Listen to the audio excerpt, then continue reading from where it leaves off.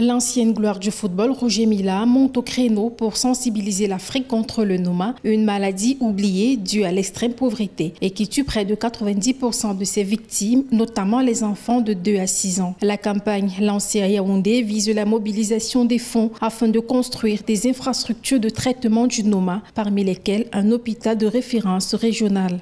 Justement, ces dirigeants africains, nous comptons sur eux.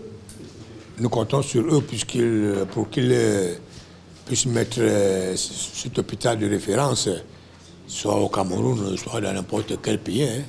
Parce qu'ils vont sûrement dire que pourquoi encore au Cameroun.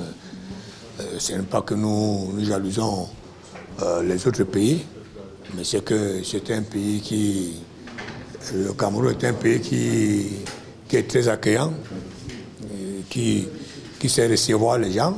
C'est pour ça que nous avons choisi le Cameroun pour cet hôpital de référence. Le Noma est une maladie orpheline qui touche près de 140 000 enfants dans le monde. Grâce à la sensibilisation, elle peut être évitée et soignée au bout de 3 jours après un dépistage précoce. L'objectif de la Fondation Noma est donc d'agir avant les complications de la maladie. Ce n'est pas parce qu'un enfant est tout près qu'il peut attraper. La maladie n'est pas contagieuse, donc ça ne va pas toucher un grand nombre d'enfants en même temps quelque part.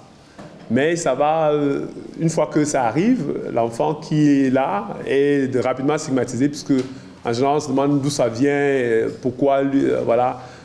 Est-ce que c'est un sort, est-ce qu'on lui a jeté un sort, est-ce qu'il est sorcier, quand il survit même, c'est encore plus dramatique parce que les visages, vous ne pouvez pas regarder. La Fondation Noma est une initiative de levée de fonds pour mettre fin à la maladie du Noma qui laisse les enfants sans visage. Le projet de construction de l'hôpital de référence régionale est donc une aubaine pour ces malades.